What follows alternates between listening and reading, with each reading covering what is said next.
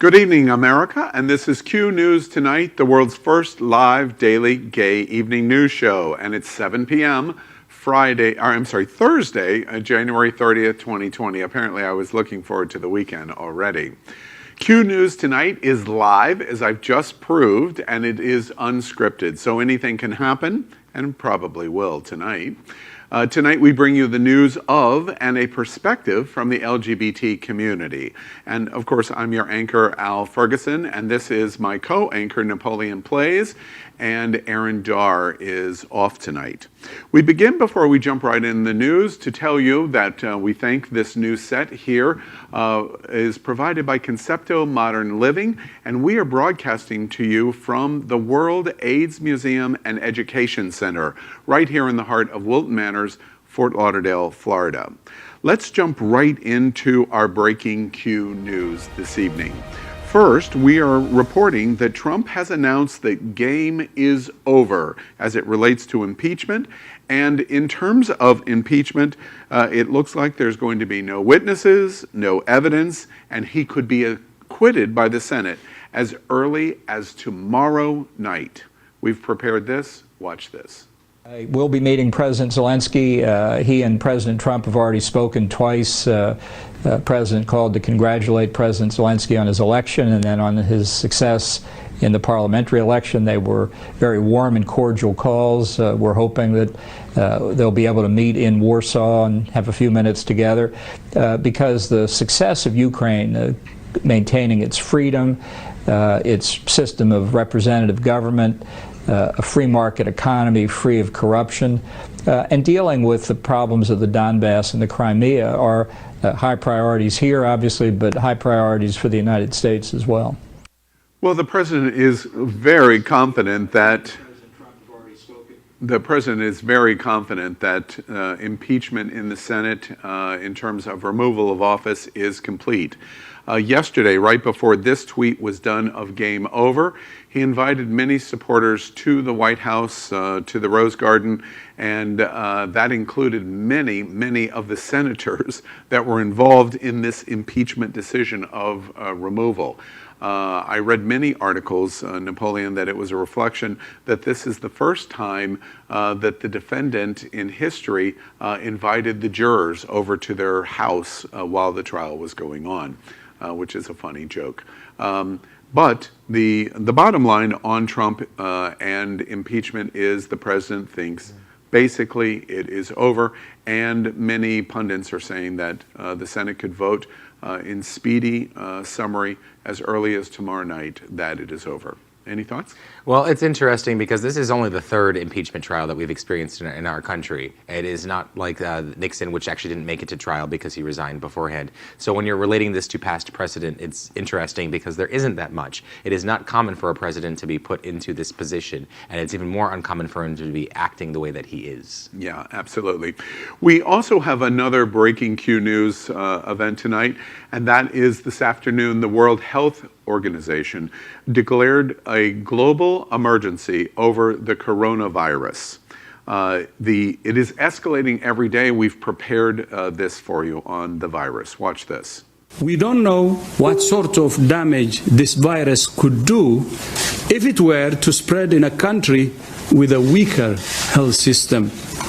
We must act now to help countries prepare for that possibility.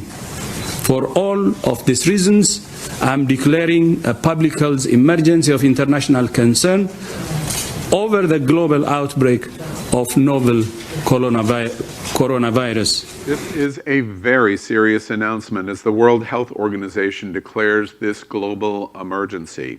Basically, coronavirus has been identified now for approximately 3 weeks.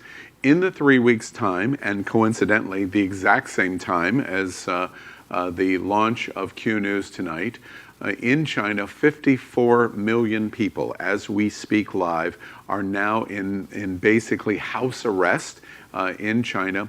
The number of deaths that have taken place since January 9th have increased by 180%, and the World Health Organization declares the alert tonight about the global emergency, especially the possibilities of moving outside of China, already identified in 26 countries, in countries and in continents that have far less medical health services that we might have in Europe, North America, and other places in the world.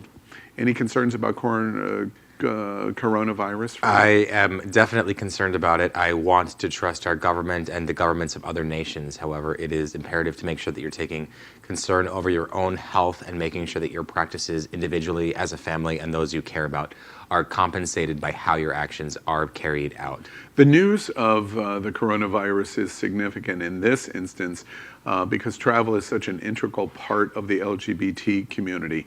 We are now realizing today in this World Health Organization emergency announcement that this is not only going to affect travel to China, but it's going to have an effect on many, many locations. I'm glad that you bring that up in the LGBTQ community, where viruses can spread more quickly if it is through unprotected sex or practices that are not catered well to our community. It is important for everybody, not just our community, to be checked out, because this has a long incubation period of over 10 days before you know that you're sick, which is uncommon for a virus. Yes, absolutely. We move out of our breaking Q news tonight and queue up the world. And we have several interesting things that we're bringing to you. First, does the LGBT community care anything about science? Well, it turns out we do. We always know that we've all wanted to be sparkly, but the sun proved it today as new images were shown to the world. Napoleon, tell us about this. Yes, there is a new super telescope, which is called the Inouye telescope, and it has a precision of measuring the magnetic fields of the sun. Right now you're seeing an image where it has over 3,000 miles across to incredible accuracy, unprecedented in our time. What this should help us to do is understand solar winds, the corona temperature, meaning the external force, the skin of the sun. When I say corona here, very different than the conversation we were just having. And it allows us to predict the space weather, which is about 50 years behind our technology to understand terrestrial weather. We need to understand more of the physics, which is catered to right here, and as we see in the image. And this will help us, hopefully, to understand weather, which is right now estimated in space of knowing about 48 minutes ahead of time. We want to be able to understand it 48 hours ahead of time so that we can understand power outages that have happened in instances such as Hurricane Irma and other electromagnetic fields. I appreciate the science that you've just explained to us there, but what really fascinates me as I watch this video over your shoulder, that each one of those cells, it is mind-boggling to me that each one of those cells is the size of the state of Texas, and that we're looking at one image that is the entire cross size of the United States of America, 3,000 miles, just breathtaking. I related this to a human's skin or face. It's interesting to think of that in terms of how we think of pores, because that's how it's described in terms of the terminology used for it, and it is incredible to think of it in that capacity. Yes, it's amazing. We move on to queuing up the USA and talk about some of the big news that is happening in America tonight. First, we ask the question, how does the Trump border wall stop this? The longest ever smuggling tunnel ever found has been discovered, and we're showing you a bit about this tunnel. The tunnel was discovered approximately 70 feet below surface between Tijuana, Mexico and San Diego. It is 4,309 feet long, which is far longer than anything comparable before, almost 3/4 of a mile. It is highly complex. It has an air conditioning ventilation system in it. It is in this tunnel 5.5 feet tall and 2 feet wide, complete with a rail, high density rail system that could move varieties of things through the tunnel. And it gets you wondering what's the value of border protection fences when somebody is able to do this. In final note, Homeland Security has not found who built this tunnel. Of course, they weren't present, but it is fascinating that this is gone on. In addition to this, in related news, it's just happenstance but a portion of the Trump border wall, the new portion of the border wall, blew down on Wednesday. And so apparently there's reasons to do tunnels like this because it's easier to transport goods and presumably people through this tunnel. So not brought to you by the Property Brothers in this instance. Yes, exactly right. We continue in queuing up the USA and report that the first state has announced that they may jail doctors for treating transgendered kids. We've prepared this for you. Watch. Lawmakers voted 46-23 in favor of the bill, which makes it a misdemeanor for doctors to provide puberty blockers or other treatments affecting gender expression to children under 16 years old. It carries a maximum penalty of 1 year in jail and a fine of up to $2,000. The bill will be sent to the state Senate for a committee hearing as soon as next week. Representative Fred Deutsch, the bill's primary sponsor, said the legislation would protect vulnerable children who are being chemically castrated, sterilized, and surgically mutilated. As you heard, it was a 46-23 vote. It is now going to Senate. The bill that is introducing that it may be illegal for doctors to give medically necessary care to trans children and teenagers. This takes the care of a child away from the parents who previously had rights to induct that claim. And there has been similar legislation passed over 12 states. It's not just indicated of this one state. There have been a lot of heavy rallies and protests in regard to both sides of this claim. Representative Ted Deutsch of the Republican Party has stated just that claim, and that there have also been a lot, as he stated in the past, that the doctors who are working on these trans kids are Nazis, which gives a little bit of color as to what his perception is as to what should be happening. On the flip side of the Trevor Project, which is an LGBTQ organization meant to help LGBTQ people who are struggling with suicidal thoughts, Dr. Alexis Chavez has claimed not only does this contradict the reality and majority of medical opinion in the United States, they would also put young lives in jeopardy, meaning this would put young lives in jeopardy.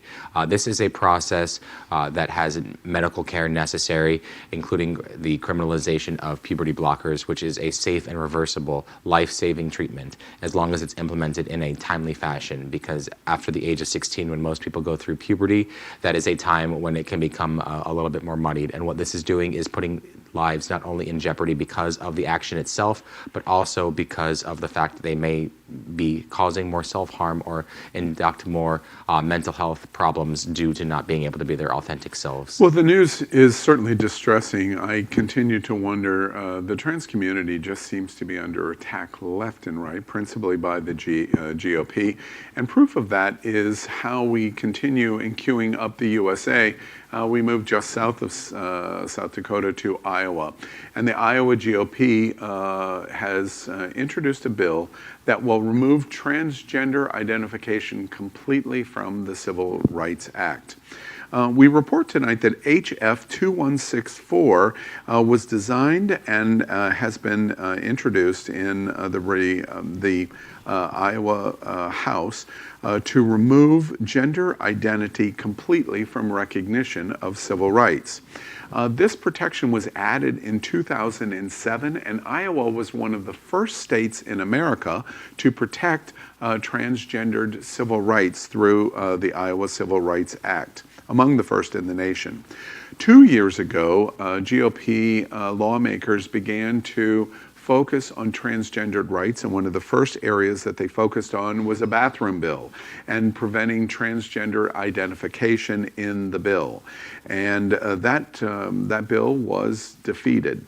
But now this is a new attempt to take it even farther in terms of basically de-recognizing transgendered in the Civil Rights Act, meaning transgendered basically would have no rights or recognition in the state of Iowa. This is an act of a dictator to tell someone they don't exist, to exclaim that their rights and their exact being as a human and as an identity is not something that is recognized, and that's why this can be so painful to our community. Well, we move out of our USA news tonight and we queue up religion, and we found out something very important today, apparently, that God, apparently, has sent the coronavirus to destroy LGBTQ people. At least that's what a Trump-okayed preacher has said. Unbelievable story. Watch this. Of innocence. There's vile, disgusting people in this country now. Transgendering little children, perverting them. Look at the rapes and the sexual immorality and the filth on our TVs and our movies. And folks, the death angel may be moving right now across the planet. You heard it here first. That was Rick Wiles of True News, which, by the way, is an organization that has a White House press credential, meaning that they can get access to the president whenever desired. He has stated that the godless communist country of China, as well as the spiritual rebellion in the U.S., has caused this virus to hit both of our locations.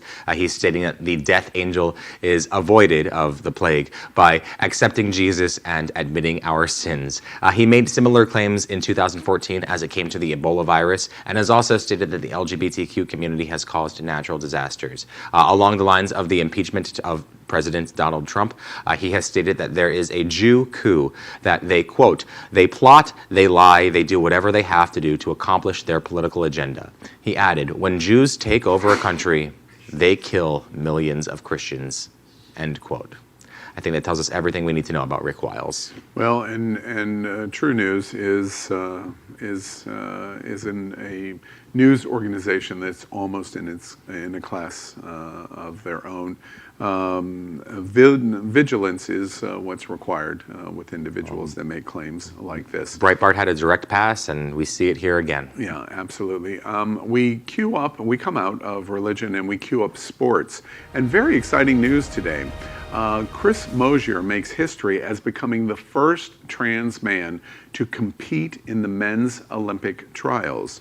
It's very exciting news because this 39-year-old trans male was competing in American speed walking in the Olympic trials. He's the first to ever do it, being transgendered.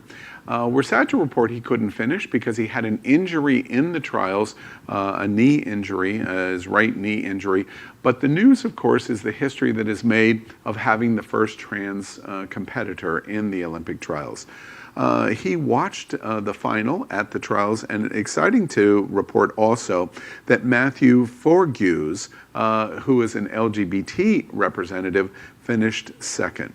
Napoleon, what do you think about the news? I think it's fascinating to hear that we have a trans man competing in the Olympics. We have all of this controversy over whether trans athletes in a high school setting have the right to compete in a way that is not about the sport. It is about building a team and making sure that every individual can compete in a sport and has a sense of self-worth. And here we see the Olympics, the potentially highest standard of what an athlete can achieve, being a standard as to the fact that trans men can compete. I think that sets a very strong precedent. Well, and his conclusion of how sad he was in terms of watching the final race, he placed the challenge that he would be back. And so I thought that was really exciting. Staying in queuing up sports, we want to report an interesting story in the news about a rugby team and how they found a perfect way to protest a homophobic opponent. Napoleon, tell us about what happened here. Yes, and I caution our viewers to not be distracted by the video that is behind us, because Australia's highest paid rugby player, Israel Folau, has stated on Twitter statements such as, drunks, adulterers, liars, and fornicators are what hell awaits, and that must be repented by the LGBTQ community. He is of the former Rugby Association, and that has been stated in Australia to be condemned by the Rugby Australia and North South Wales Rugby Associations, which lead the sports trail. Folau has sued the league and asked fans for an additional $3 million to sue those leagues in a result of that confrontation that they have had. And there was an unfair dismissal of that with some money that has been undisclosed that has been traded. But Folau's career has not ended with that capacity.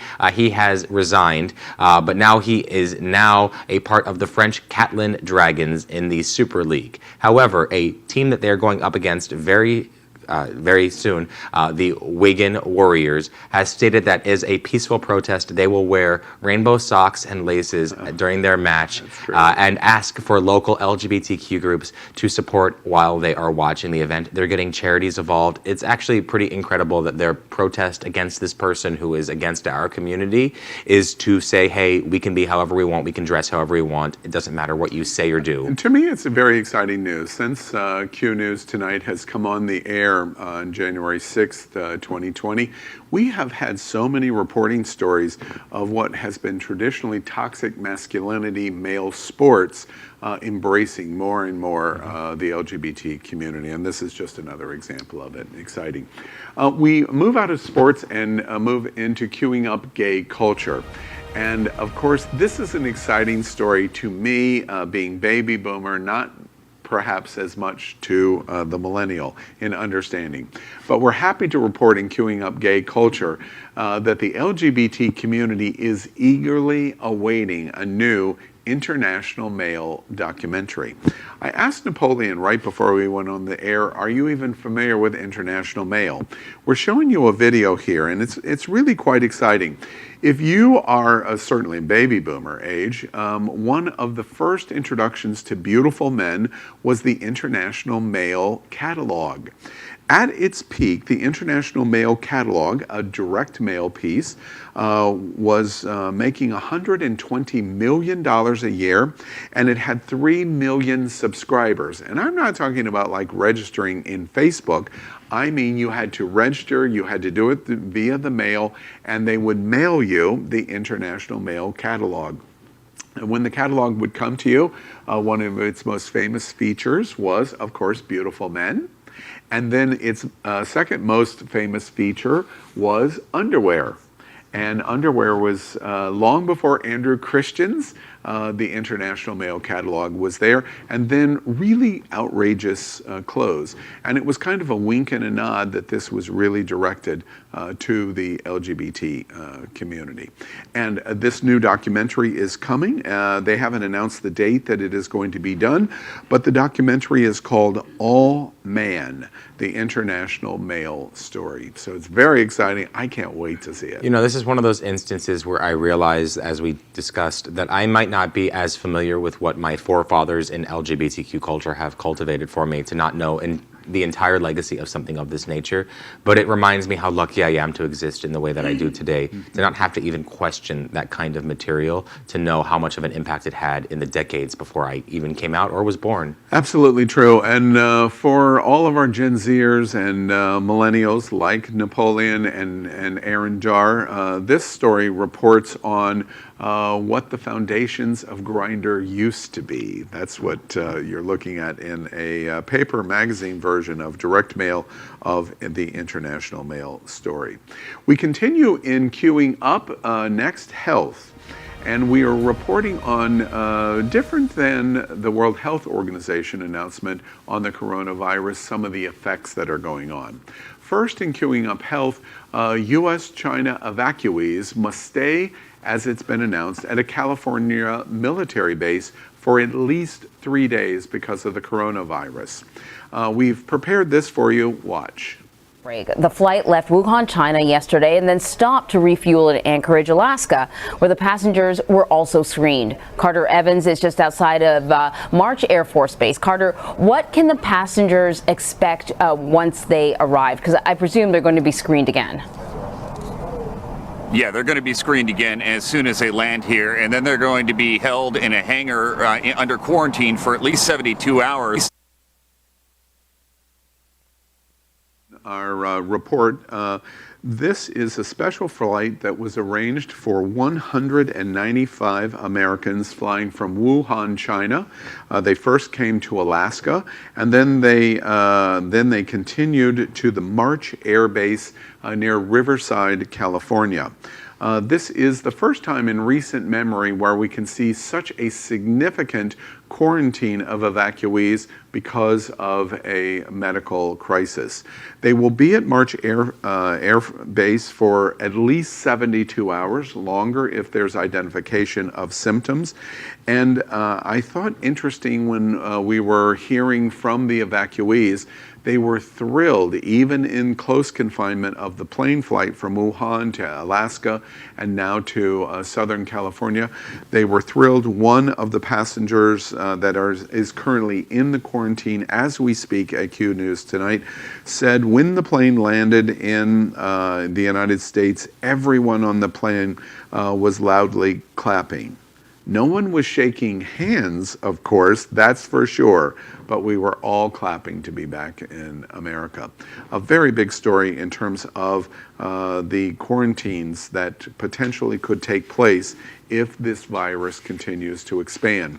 Second, we want to report to you about news in another quarantine area. We are reporting that at this hour, a major cruise ship is still in quarantine in Civitavecchia, Italy. It is the port for Rome, Italy. It is the Costa Smeralda, which is a ship actually owned, as American LGBT knows, by Carnival Cruise Lines, associated with Princess, Holland America, and Costa Cruise Lines. 7,000 souls on the ship are in quarantine on the ship. No one is allowed to leave. 100 people aboard the Costa ship are in lockdown. And 114 Americans are aboard the ship. The lockdown breakout took place when 700 Chinese have come to be on the ship, and a couple boarded the ship in Savona, Italy, and are suspected with the coronavirus. The ship is now in lockdown isolation, where passengers cannot leave and no one can board the ship, and we are awaiting word. This has been going on for approximately 20 hours as we speak at Q News tonight. Any thoughts about coronavirus? I have a lot of thoughts on coronavirus, and I can only imagine how many people that are aboard this ship and aboard the entirety, coming from a time when this wasn't even an issue, probably when they boarded the ship, to now when it has escalated to such an extreme measure. I can only imagine that the information that they're given must instill a lot of fear, to be held captive by their own statements, to be forced to be under these measures, and to also be required to think that they might have some sort of severe illness. It must be devastating. Absolutely. Very significant. We were talking earlier when we were reporting the World Health Organization's crisis emergency announcement on the coronavirus. Of course, this is not the reflection of a cruise line or an airline. It doesn't reflect on any business structure, uncontrollable from their standpoint. But we do have great concerns about how this will affect the LGBT community. We have been sounding the alarm for the last 2 weeks about the coronavirus, and this is a very tangible example. Cruising is the #1 travel experience for American LGBT community in the entire world. Cruising is our #1 effort and our #1 travel experience. And in close confinement of cruises, we have some concerns. So what you're stating is, just like we reported a few stories ago, that the LGBTQ pandemic of us simply existing might have caused this virus, according to Rick Wiles, that perhaps because we are in more numbers on these cruises, we will be blamed or at least seen as the culprits because of our practices and lifestyles of just existing. Yeah, we likely could see some ramifications of this, but this should be watched closely. We're reporting it at Q News tonight because this is a gigantic story, and I don't think it is washing over the LGBT community in the way that it should. It is going to have dramatic effects. We continue out of that health news into queuing up the vote 2020. And it's our political conversation about what is happening moving to the election in November. First, we report in the Senate trial for impeachment that the Trump team has created an interesting and unique argument stating that quid pro quo to get reelected as President of the United States, meaning Trump, is A-OK. We've prepared this for you. Watch this. Every public official that I know believes that his election is in the public interest. And mostly you're right. Your election is in the public interest. And if a president does something which he believes will help him get elected in the public interest, that cannot be the kind of quid pro quo that results in impeachment. That was Trump's lawyer, Alan Dershowitz, during this impeachment trial. He states that presidents cannot be impeached for using their powers of office to boost their own political fortunes, and that he believes that if a person is asserting that they are doing what is best for the country, that it is a pure motive. He states that there are three motives: of public interest, of political interest, and of private financial interest, and that others have asserted outside of right there, as we've seen proponents of Trump's impeachment, that Trump was asserting financial gain and that it was a corrupt motive, either a blend of multiple motives or at least impartial to have financial gain. They've stated that Trump has been accused and stated in this trial of holding up to $400 million of military aid from Ukraine unless the country has announced an investigation involving the former Vice President Joe Biden and his family. So that is the conversation being had in this trial right now. We'll see what happens. And I think top of the list, it's a foregone conclusion. We're reporting that there is likely going to be no witnesses, there's going to be no testimony, there's going to be no evidence added, and likely there's going to be a summarial dismissal tomorrow night. But what's interesting about this story is that it will be studied. You're watching this in terms of Alan Dershowitz. This is going to be studied for decades. He is a law professor at Harvard University, and there's so much conversation going on that when he goes back to Harvard, they're going to study his own observations here. Because basically, in all technical terms, this observation says that a president of the United States is able to do anything they want to justify their reelection, even if it is quid pro quo. It is such a shocking and, of course, specious argument, but it is such a shocking argument that this is really groundbreaking in the academic exploration of what we are watching going on. That, in short, even the president may be above the law, that they can do things outside of what is practiced and stated in our own Constitution. Yeah. We finish our Queuing Up Vote 2020 with a story about Iowa. This Monday, the Iowa caucus will take place. There is virtually no competition for President Trump on the Republican side. There is significant competition in the Democratic side. And this Monday is the Iowa caucus. What is interesting about what is happening is Bernie Sanders is surging in the Iowa polls. We've prepared this for you. Watch. The most important thing is we have to beat Trump. And we've seen the damage that Trump and the Republican Congress have done. I doubt if Bernie Sanders can beat Trump. I like Bernie. I think he has great ideas. But Michigan, Pennsylvania, Iowa, they're just not going to vote for a socialist. I do have some concerns about Bernie Sanders' health, considering the fact that he did have a heart attack. I think it's very important that the Democrats nominate somebody that can beat Trump. I don't feel as though Bernie Sanders would do well against Donald Trump. I just don't think Bernie can beat Trump. DMFI PAC is responsible for the content of this advertising. As you saw at the end of that package, for a candidate who can defeat Trump is the slogan that is being purported. Bernie is not just ahead in the polls in Iowa, but also in California and Vermont.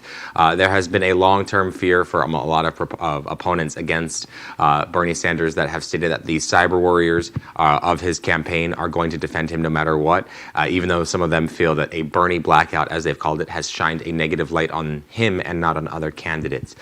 He is leading, Bernie Sanders is leading in candidacy up in polls up against Biden and progressive lead Elizabeth Warren.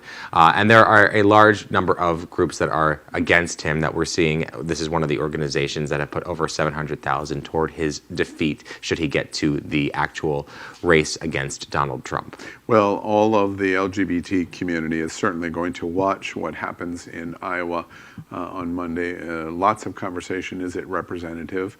Iowa's 90% white. It doesn't reflect minority communities, including the LGBT community, in the same percentages as it does in other places. So we'll watch and see what happens on Monday. We move out of Vote 2020 into Queuing Up Entertainment, and something a little lighter that I love. a favorite of mine from days gone by. A Super Bowl ad is going to feature Bill Murray reliving Groundhog Day, that epic movie. We've prepared this. Watch this. Streets around the town square in Woodstock were closed off this afternoon. Residents' frustration quickly turned to excitement, though, when they found out why. Greg Hansen snapped these pictures of Bill Murray and Stephen Tobolowsky. They returned to the square almost 28 years after filming Groundhog Day at the same location.